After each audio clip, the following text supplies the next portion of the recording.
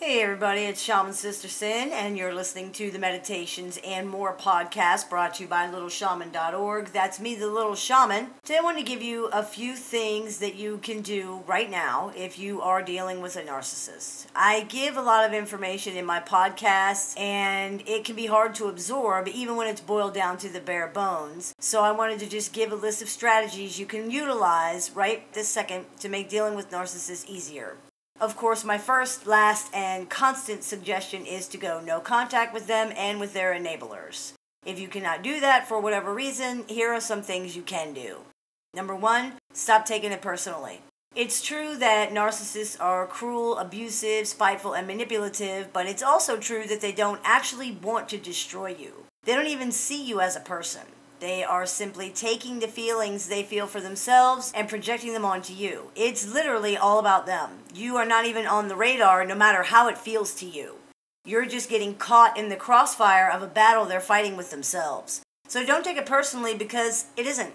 This is a person who is drowning in self-hatred and shame for who they are. It has nothing to do with you. This can be hard to understand, so if you need more information, I have a few videos that explain it more in detail. One would be, yes, the narcissist hates you, and the other would be the narcissist's true motivation. Those are good places to start. I have a few other videos where I go into this more in detail, but like I said, those are good places to start. Number two, stop reacting. Narcissists abuse others because they are miserable, disordered people. Their emotions overwhelm them, and they don't know what to do about that, so they need to release that somehow. They got to take the pressure off. Other people are used like punching bags in these situations. There's really no other way to say it. Another big reason narcissists abuse people is because the self-hatred they feel is so strong that they can't handle it. They need to pretend that it's coming from somebody else so they can deny it or defend against it somehow. They need to be able to say, I don't hate me, you hate me. I didn't do anything wrong, you did something wrong.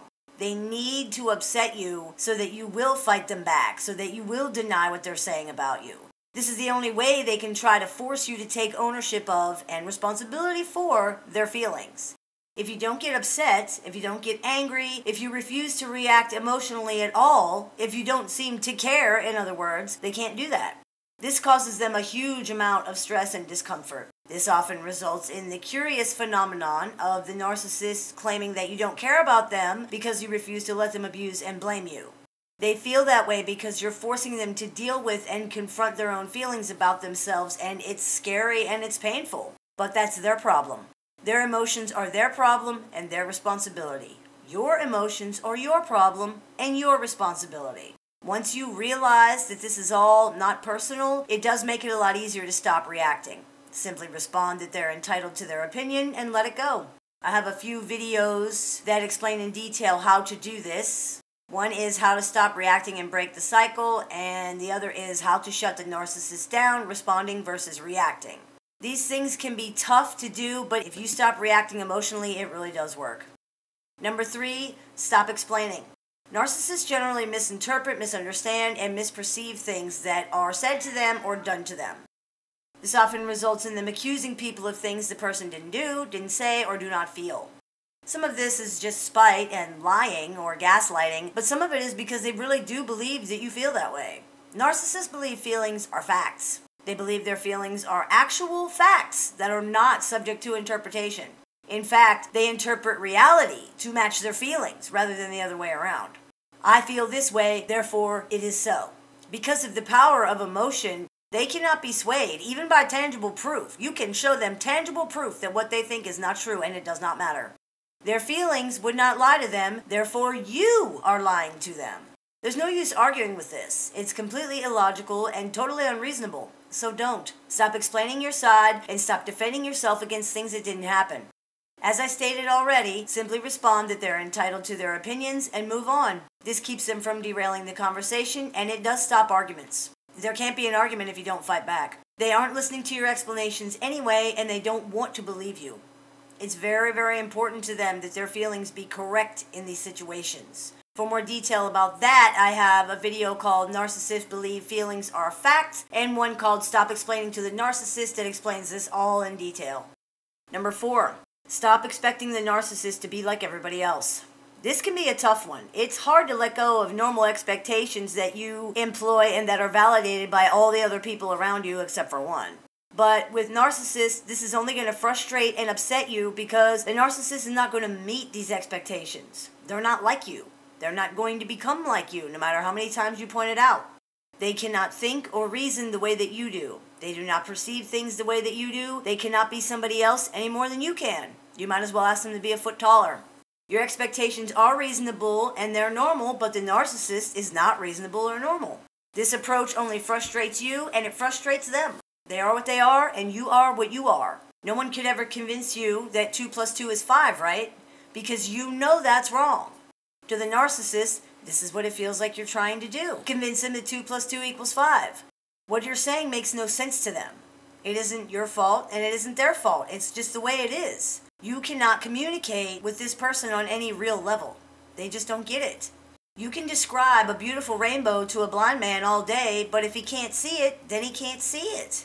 If he's been blind all his life, the words blue, green, red, yellow, these things mean nothing to him, and the conversation is already a failure from the jump, because the way you are experiencing things and describing them mean nothing to him. He has no frame of reference and no experience to understand it with. This is the same with narcissists. Your experience is not their experience. Your understanding is not their understanding. You're describing a rainbow and they've been blind all their lives.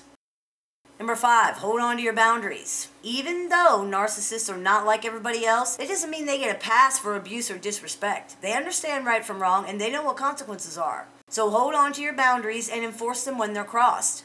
If you have set a boundary that you will not continue the conversation if you're being disrespected, then that's what needs to happen.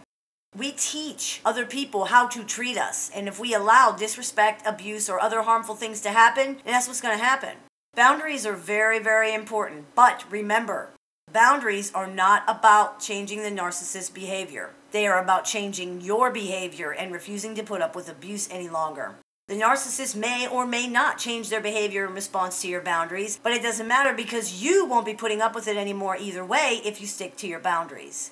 The episode of my show entitled Yes, the Narcissist Can Change details boundaries and how they work. So there you have it. 5 things you can do right now to make dealing with narcissists easier. As always, if the narcissist escalates to the point of violence or you're afraid, leave the situation and or call the police. Also, as always, no contact is the best and most permanent solution to the endless drama and abuse from narcissists. But in the event that it's not feasible, if you do these things, you will find that you don't get upset, you don't get stressed out, and you don't get trapped into hours-long arguments. Remember, a narcissist is going to be a narcissist. Nothing can change that. But you can change your role in this situation. And once you do that, you're going to find that things are a lot easier. I hope this clears a few things up for you. As always, I look forward to your comments, questions, and suggestions. I get a lot of my show ideas from that, so thank you so much. You have been listening to the Meditations and More podcast brought to you by littleshaman.org. That's me, the Little Shaman. May the Great Spirit bless you and have a wonderful day.